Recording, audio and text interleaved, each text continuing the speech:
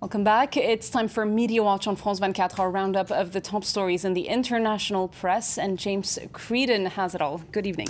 Good evening, Nana.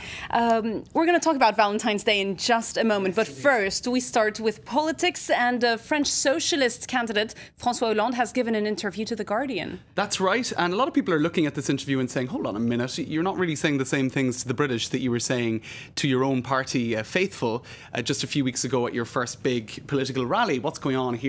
Well, I suppose he's speaking to a different audience, really. That's what's happening. Still, but it's interesting. Yes, inconsistencies. So just to actually speak about what the major inconsistency is, he told his first political rally a couple of weeks ago that the world of finance was his main adversary. So he was very much targeting the financial industry as, you know, his enemy and what he was going to target if he were to be elected president.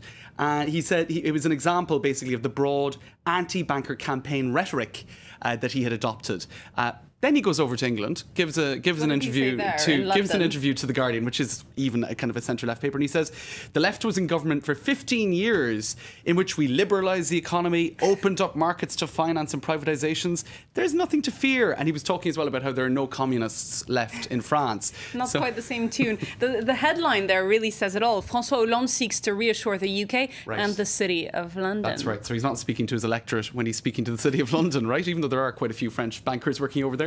And let's take a look at what some on the far left in France thought of that. You had Jean-Luc Mélenchon, who, let's just say, wasn't too impressed. He's a far left candidate, former member of the Socialist Party. Be informed that he didn't exist anymore. Exactly.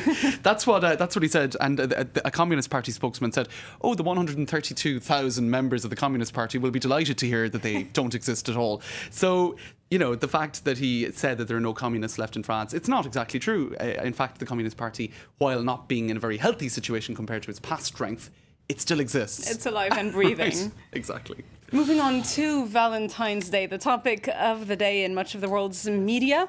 And a question posed here in France, can't Generation Y find love at all? It's interesting because Generation Y, I've seen it coming up on front pages and headlines a lot in the last week. Have a look at Les Inrecuptibles, which is a sort of a culture, music, society magazine. They have it on their front page coming out tomorrow saying that Generation Y is now taking the reins of power. This is the 18 to 30 year age group. They're defined in these sort of articles as a generation who grew up with the internet, who dismiss social norms as we know them now, who are painted by their elders as individualistic, insolent, unstable in work and in their love lives, and a little bit selfish. So this is how they're perceived. But in fact, it's a generation that I suppose has grown up with tools, social media tools, and doesn't accept necessarily the status quo. So that's I suppose, just a bit of backdrop. But let's have a look at the introduction. That's right. Let's have a look at this article in Le Monde today. Now, it was written by a 23-year-old law student by the name of Renaud Homez. Now, I don't think Renaud is really an authority on law at 23 years of age. But he's through with love. He says he's through with love. He says his generation, Generation Y, are incapable of love. We grew up in an age, he said, when all the external signs of love were there. Our parents and grandparents, for the most part, married and stayed married. Yet, he says, and this is something that people over 30 won't understand, Renaud hastens to add, this is an era where selfish individualism and the frenzied search for pleasure has led to total chaos. It has been, love has been replaced by the search for pleasure. He then goes on to point the finger of blame at Facebook, at social media sites in general, at dating sites, actually, saying that what they've done is that they've created a sort of a marketplace for love where people are given the illusion that that we're all interchangeable, that we can be kind of traded in for the next person who comes along.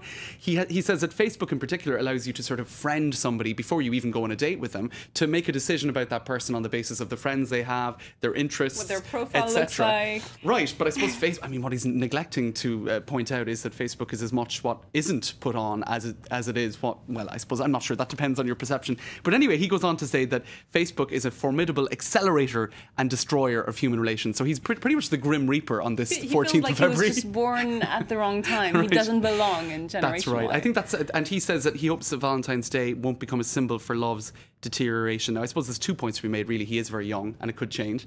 And secondly, the internet as a tool that is being in all of our lives, that's only the case for about 10, 15 years. Give society a chance to catch up with these new tools. I think we'll find ways of dealing with the excesses or with the problems that they might pose in terms of how we interact with one another and how we deal with love online. All right, James Creedon. Right. Let's end on a more positive note regarding Valentine's Day. I think Renault was wrong. How about that? Thanks very much for that. That was Media Watch with James Creedon.